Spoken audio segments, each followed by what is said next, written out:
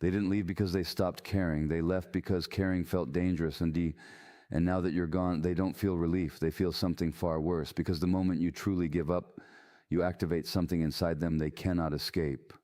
Not love, not regret, but panic. And that panic doesn't come all at once. It unfolds in stages, quiet, invisible, deeply psychological. If you've ever walked away from someone who couldn't meet you emotionally, what happens inside them next might change how you see everything. Stage 1, dismissal. It's fine. At first, they tell themselves nothing has changed. They minimize your absence. They rationalize the silence, because if they admit your importance, they must also face their inability to hold you. So they distract. They stay busy. They pretend. But the body always knows what the mind avoids. Stage 2, irritation. Why does this bother me? Something begins to scratch beneath the surface. Your absence becomes loud. They feel restless, agitated by small things, uncomfortable in their own space, not because they suddenly understand love, but because your absence removed their emotional buffer. You were the distance they hid behind. Stage 3, intrusion. Why am I thinking about them? Now you begin to enter their thoughts, uninvited, memories they once dismissed. Start replaying with a different tone, your patience, your silence, your leaving. And here's the shift. They don't just remember you. They feel you, and that feeling has nowhere to go. Avoidance is often misunderstood as coldness, indifference, or a lack of love, but in reality, it is something far more complex and deeply human. At its core, avoidance is not the absence of feeling. It is the presence of fear. It is a protective strategy that was learned, not chosen.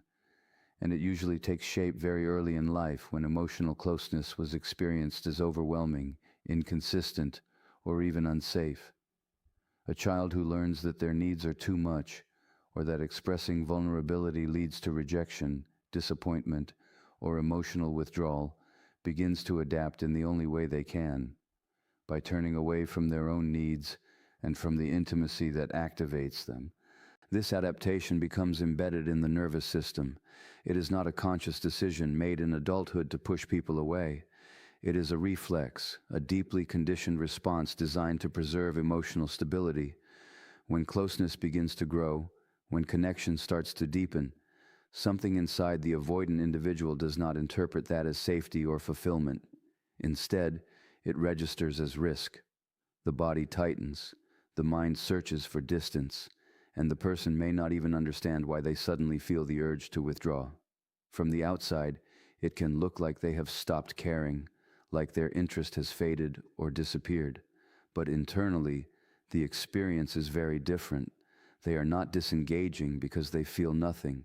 They are stepping back because they feel too much and have never learned how to hold it. In relationships, this creates a painful paradox.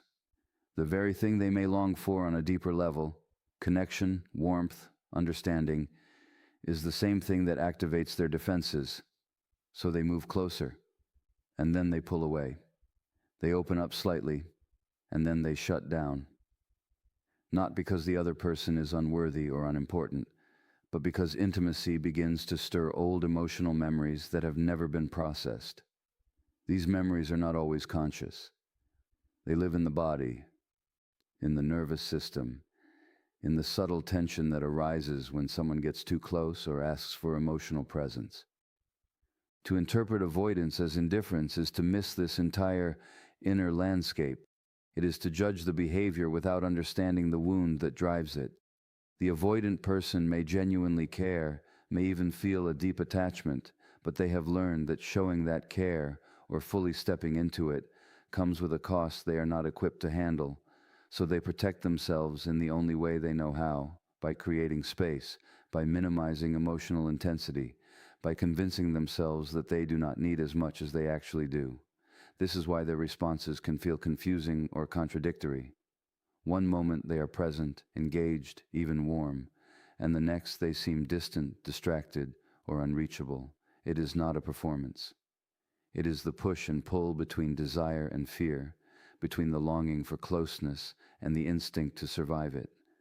And survival for them has always meant emotional distance. Understanding this does not mean excusing hurtful behavior or staying in situations where your needs are not met. But it does invite a shift in perspective. It asks you to see that what looks like a lack of care is often a lack of capacity. The avoidant individual is not withholding love in a deliberate or calculated way. They are limited by patterns that were formed long before the relationship began. Patterns that once protected them but now prevent them from fully participating in the very connections they seek. When you recognize that avoidance is protection rather than indifference, you begin to see the quiet struggle underneath the surface. You see the effort it takes for them to stay present, the discomfort they feel when emotions deepen, the internal conflict they rarely express, and perhaps most importantly, you understand that their distance is not a reflection of your worth. It is a reflection of their history, their conditioning, and their unhealed emotional world. This awareness can bring clarity, but it also brings a difficult truth. You cannot heal this pattern for them. No amount of patience, understanding, or love can replace the inner work they must do themselves, because the real issue is not the relationship, it is the relationship they have with vulnerability, with need, and with their own emotional experience. Until that changes, avoidance will continue to appear, not as a choice, but as a reflex shaped by a past that still lives within them. If this resonates, pause and reflect. Have you been giving to someone emotionally unavailable? Subscribe now for deeper psychological truths and reclaim your emotional power today. Stage 4, anxiety. What if they're really gone? This is where control collapses, because for the first time, you are no longer accessible. They check, they wonder, they hesitate to reach out, not from pride, but from fear. Fear that you won't respond. Fear that they've lost the one person who stayed. And in that fear, they meet themselves. Stage 5, silent collapse. I didn't see this coming. No dramatic apology, no grand gesture, just a quiet internal collapse, because what they avoided wasn't you, it was the vulnerability required to keep you. And now, without you there to absorb their distance, they sit with the weight of their own patterns. This is not punishment. This is awareness. Understand this clearly. Their panic is not your responsibility. You were never meant to stay, where your presence had to compete with someone's fear. And sometimes, the most powerful thing you can do for someone is to leave them alone with the truth they've been running from, because healing doesn't begin when they lose you. It begins when they finally feel what your absence reveals. When you begin to withdraw from an avoidant individual, something subtle but powerful shifts in the emotional dynamic. What once felt predictable to them, your presence, your availability, your willingness to remain engaged despite the distance they created, suddenly disappears. And in that absence, you remove something they may not have consciously recognized they were relying on, a sense of control. Not control in a manipulative or calculated sense, but a quiet, internal reassurance that the connection exists on terms that feel safe to them. As long as you are there, reaching, waiting, or holding space, they can regulate the distance. They can move closer when it feels comfortable and pull away when it feels overwhelming, all while trusting that you will still be there when they return. This dynamic allows them to maintain emotional equilibrium without fully confronting their own vulnerability. Your consistency becomes a stabilizing force, even if it comes at a cost to you. But when you begin to step back, when your messages become less frequent, your emotional availability less immediate, your presence less certain, that equilibrium is disrupted. The system they have come to rely on no longer functions in the same way, and what replaces it is not immediate clarity or understanding, but a growing sense of unease. This unease often emerges as anxiety, though it may not be recognized as such. Avoidant individuals are not always in touch with their emotional states in a direct or conscious way. Instead of thinking, I feel anxious because this person is pulling away, they might experience restlessness, distraction, or a vague sense that something is off. The absence you create does not simply register as distance, it registers as unpredictability. And unpredictability challenges the very mechanism they have used to feel safe in relationships. For perhaps the first time, they are no longer the ones setting the pace. They are no longer deciding when to engage and when to retreat. The roles begin to shift, and with that shift comes a loss of control over the emotional rhythm of the connection. This can feel deeply destabilizing, even if they cannot articulate why. The mind may attempt to minimize it, to dismiss it as temporary or unimportant, but the body often tells a different story. There is a tension that begins to build, a subtle discomfort that cannot be easily ignored. What makes this particularly complex is that the anxiety they experience is not purely about losing you as a person. It is also about losing the structure that allowed them to avoid deeper emotional exposure. Your presence, in a paradoxical way, enabled their distance. As long as you were there, they did not have to fully confront the consequences of their withdrawal. But now, in your absence, they are left without that buffer. They are faced with a reality in which the connection may not be as secure or as guaranteed as they once assumed. This can lead to a quiet internal conflict. Part of them may feel the urge to reestablish contact, to reach out and restore the familiar dynamic, but another part resists, held back by the same fears that led them to create distance in the first place. Fear of vulnerability, fear of expectation, fear of being seen too closely. So they hover in an in-between space, neither fully letting go nor fully moving toward you. And in that space, the anxiety continues to grow. It is important to understand that this reaction is not a sudden awakening of emotional clarity or a realization of love in its fullest sense. It is more accurately a response to disruption. You have interrupted a pattern that allowed them to remain emotionally protected, and now they must navigate a reality where that protection feels less certain. The anxiety they experience is a signal that something within their internal system is being challenged. From your perspective, it may be tempting to interpret this shift as validation, that your absence has made them realize your value. And while there may be some truth in that, it is only part of the picture. What is being activated is not just appreciation, but also fear. Fear of losing what was once familiar, fear of being left without the emotional safety net they had grown accustomed to, even if that safety net was built on distance rather than true intimacy.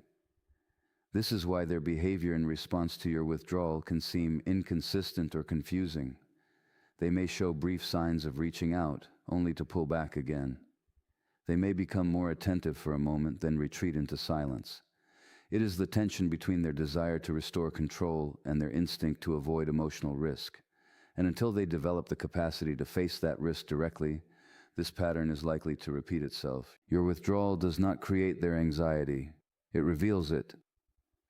It brings to the surface what was always there but remained hidden beneath the structure of the relationship. And in doing so, it places them at a crossroads. They can either begin to explore the source of that anxiety and move toward greater emotional awareness, or they can attempt to reestablish the same patterns that allowed them to avoid it. The outcome depends not on your actions, but on their willingness to face what your absence has uncovered. The panic that arises in an avoidant individual when someone truly begins to let go is rarely visible in the ways people expect. It does not usually show up as dramatic gestures, emotional confessions, or urgent attempts to repair what has been lost. Instead, it unfolds quietly, beneath the surface, in a way that even they may struggle to recognize or understand. From the outside, it can look like nothing is happening at all. They may continue with their routines, maintain their composure, and appear largely unaffected, but internally, something far more complex is taking place. This internal experience is often subtle because avoidant individuals have spent a lifetime learning how to disconnect from overwhelming emotions. Their nervous system has been trained to downregulate intensity, to suppress or bypass feelings that threaten to destabilize them. As a result, when panic begins to emerge, it does not always register as a clear, conscious awareness of fear or loss. Instead, it leaks through in indirect ways, through restlessness, distraction, changes in mood, or a persistent sense of unease that they cannot easily explain. They may find themselves thinking about you at unexpected moments, not in a way that feels romantic or nostalgic at first, but in a way that interrupts their usual mental patterns. A memory surfaces while they are busy with something else. A small detail about you appears in their mind without invitation. They might quickly push it aside, telling themselves it is irrelevant, but the thoughts tend to return. This is not because they are suddenly choosing to reflect on the relationship, but because the absence you have created has disrupted their ability to keep those emotional associations at a distance. There is often a physical component to this as well. The body holds what the mind avoids, and when the familiar structure of the relationship is no longer there, the body begins to register the loss in its own language. This might feel like tension in the chest, a low-level anxiety, difficulty relaxing, or an undercurrent of agitation that follows them throughout the day. They may not connect these sensations directly to you, especially at first, but the timing is not coincidental. What they are experiencing is the activation of an emotional system that has been kept under tight control. Because this process is largely internal, it can create a significant disconnect between what they feel and what they show. They may not reach out, not because they are unaffected, but because reaching out would require them to engage with emotions they have spent years avoiding. To contact you would mean acknowledging the significance of your absence, and that acknowledgement carries a level of vulnerability that feels unsafe. So instead, they remain silent, even as their internal experience becomes increasingly difficult to ignore. This is why the panic is often described as silent. It does not announce itself in obvious ways. It builds gradually in the background as the reality of your absence settles in. The longer you remain distant, the more their usual strategies for maintaining emotional distance begin to lose effectiveness. Distraction becomes less satisfying. Rationalizations feel less convincing. The sense of control they once had over their internal world begins to weaken. At this stage, they may start to experience a kind of internal contradiction. On one hand, they are still driven by the instinct to avoid emotional exposure. On the other hand, the unresolved feelings that have been activated by your absence continue to surface, demanding attention. This creates a tension that is difficult to resolve. They may oscillate between moments of clarity, where they briefly recognize the impact of losing you, and moments of suppression, where they attempt to return to familiar patterns of detachment. It is important to understand that this process is not linear or straightforward. It does not move neatly from one realization to the next. Instead, it is uneven, often confusing, and deeply influenced by their capacity to tolerate emotional discomfort. For someone who has spent years minimizing or avoiding their inner experience, even a small increase in emotional awareness can feel overwhelming. So they retreat again, not because the feelings have disappeared, but because they do not yet have the tools to stay present with them. From your perspective, this silence can be misinterpreted as confirmation that they never cared, that your absence has made little to no difference. But the absence of visible reaction does not mean the absence of internal impact. In fact, the very quietness of their response can be an indication of how deeply ingrained their avoidance patterns are. They are not expressing panic outwardly because they have learned, often unconsciously, that expressing such emotions is not safe or acceptable. What is happening inside them is a kind of delayed emotional processing. The connection you shared, the dynamics that existed, and the feelings that were never fully acknowledged are now being brought closer to awareness. Not all at once, and not in a way that feels clear or comfortable, but in fragments. And those fragments accumulate over time, creating a growing pressure that cannot be easily dismissed. Your absence acts as a catalyst for this process. It removes the external focus that allowed them to keep their attention directed outward, and it forces a subtle shift inward. They are left with themselves in a way that feels unfamiliar, and in that space, the emotions they have long avoided begin to take shape. Quietly, persistently, and often without words, they begin to feel what they were never fully able to face when you were still there. When an avoidant individual begins to experience the fear of loss, it is important to understand that what surfaces is not a sudden emergence of love in the way it is often imagined. It is not a clear, wholehearted realization where everything suddenly makes sense and they are ready to step forward with emotional clarity and commitment. Instead, what rises to the surface is something far more primal and disorienting: the fear of losing something that once felt safely within reach. This fear is not rooted in a fully processed understanding of the relationship, but in the destabilization of a dynamic they had come to depend on, often without realizing it. For much of the connection, they were able to maintain a certain distance while still benefiting from your presence.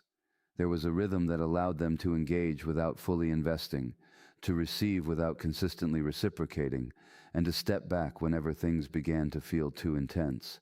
This rhythm created an illusion of stability, as long as you remained available, as long as the connection did not require them to stretch beyond their emotional limits. They could exist within it without confronting the deeper layers of vulnerability that intimacy demands. But when you begin to withdraw, that structure starts to dissolve. The familiarity they relied on is no longer guaranteed, and with that comes a shift in their internal experience. The mind, which once minimized the importance of the relationship, begins to question itself. Thoughts arise that were previously kept at bay. What if this is permanent? What if they are truly gone? What if I can't restore what was? These questions are not always fully formed or consciously acknowledged, but they influence the emotional tone beneath the surface. This is where fear takes center stage, not the kind of fear that leads to immediate action, but a quieter, more paralyzing kind. It is the fear of finality, of doors closing without the chance to reopen them. For someone who is not accustomed to engaging directly with their emotions, this fear can feel overwhelming, even if it remains largely unspoken. It begins to challenge the assumptions they held about the relationship, particularly the assumption that you would always be there in some capacity. What makes this stage particularly complex is that the fear of loss does not automatically translate into the ability to respond in a healthy or constructive way. In fact, it often exposes the very limitations that contributed to the distance in the first place. They may feel the urge to reach out, to reestablish contact, or to regain a sense of connection, but that urge is quickly met with resistance. The same mechanisms that once protected them from emotional exposure are still active, and they do not simply disappear in the presence of fear. So they find themselves in a state of internal conflict. One part of them recognizes that something meaningful may be slipping away, while another part remains committed to avoiding the vulnerability required to address it. This creates a kind of paralysis. They hesitate, overthink, and delay. They may rehearse what they could say, imagine different outcomes, or wait for a moment that feels right, but that moment rarely arrives. The longer they remain in this state, the more the fear intensifies, not because the situation is changing, but because they are not acting on what they feel. It is also important to recognize that the fear they experience is not purely about you as an individual. It is intertwined with deeper patterns related to attachment, self-worth, and emotional safety. Losing you does not just mean losing a person. It can also mean confronting a sense of inadequacy or failure that they have spent years avoiding. It may bring up questions about their ability to sustain relationships, to meet emotional expectations, or to be fully present with another human being. These are not easy questions to face, and for someone who is already inclined to avoid emotional discomfort, they can feel particularly threatening. Because of this, their response to the fear of loss can appear inconsistent or even contradictory. They might show brief moments of openness, followed by withdrawal. They might reach out in small, indirect ways, testing the waters, without fully committing to a deeper engagement. Or they might remain completely silent, choosing to endure the discomfort internally rather than risk the vulnerability of expressing it. Each of these responses is an attempt to manage the fear without fully confronting its source. From the outside, it can be tempting to interpret this stage as a sign that they are finally recognizing your value in a meaningful way. And while there may be an element of recognition, it is important to remain grounded in what is actually driving their behavior. The primary force at this stage is not a clear, grounded understanding of love, but a reaction to loss and uncertainty. It is the disruption of what was familiar, combined with the realization that what once felt accessible may no longer be within reach. This distinction matters because it shapes what is likely to happen next. Fear, on its own, is not a stable foundation for change. It can motivate temporary shifts in behavior, but without deeper self-awareness and emotional work, those shifts often fade once the immediate threat of loss subsides. The avoidant individual may attempt to re-establish the connection in ways that feel safe to them, but unless they are willing to engage with the underlying patterns that created the distance, the same dynamics are likely to reappear over time. In this sense, the fear of loss is both a moment of opportunity and a reflection of limitation. It opens a window in which they can begin to see the impact of their behavior and the consequences of their avoidance. But it also reveals how difficult it is for them to move beyond those patterns without intentional effort. What they are feeling is real, but feeling alone is not enough to create lasting change. It is only the beginning of a process that requires far more than the initial shock of realizing that you may truly be gone. Your detachment creates a kind of silence that cannot be filled with distraction, explanation, or control, and in that silence, something unavoidable begins to surface within the avoidant individual. For much of their life, emotional responsibility has remained just out of reach, not because they are incapable of it, but because they have never been required to fully face it. Relationships may have come and gone, moments of closeness may have appeared and disappeared, but there was often a way to step back before things became too real, too demanding, too exposing. There was always a way to preserve distance while still maintaining some form of connection. But when you truly let go, when your presence is no longer available as a point of return, that option begins to dissolve. At first, this may not be fully understood. They might interpret your detachment as temporary, assuming that with enough time things will return to what they were. This assumption allows them to avoid immediate discomfort, to postpone the need for deeper reflection. But as time passes and your absence remains consistent, the reality becomes harder to dismiss. The connection they once moved in and out of at their own pace is no longer accessible in the same way. And without that access, they are left with something they have long avoided, the consequences of their own patterns. Emotional responsibility is not simply about acknowledging that a relationship has ended.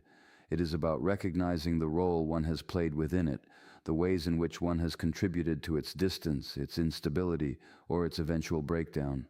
For an avoidant individual, this recognition can feel deeply uncomfortable, even threatening. It requires a level of self-examination that goes against their habitual way of coping. Instead of looking inward, they have learned to manage discomfort by creating space, by focusing outward, or by minimizing the significance of what they feel. But in the absence of the relationship, these strategies begin to lose their effectiveness. Without you there to absorb the distance, to initiate contact, or to maintain the emotional thread between you, there is nothing left to buffer them from their own internal experience. The silence you create becomes a mirror, reflecting back not only the loss of the relationship, but the patterns that shaped it. They may begin to notice how often they withdrew when things became meaningful, how they avoided difficult conversations, how they relied on your presence without fully engaging with it. These realizations do not always come all at once. They emerge gradually, often in moments of quiet reflection or unexpected clarity. This process can be disorienting because it challenges the narrative they may have held about themselves. They may have believed that they were simply independent, that they did not need as much emotional connection as others, or that the relationship ended because of external circumstances rather than internal dynamics. But as emotional responsibility begins to take shape, these narratives can start to shift. They are confronted with the possibility that their avoidance was not just a preference, but a protective pattern that came at a cost. It is important to understand that this confrontation is not comfortable. In fact, it can be accompanied by feelings of regret, confusion, and even a sense of loss that goes beyond the relationship itself. They are not only facing the absence of another person, but also the realization that they may have been unable to fully participate in something meaningful. This can bring up questions about their capacity for connection, their ability to sustain intimacy, and the ways in which their past has influenced their present behavior.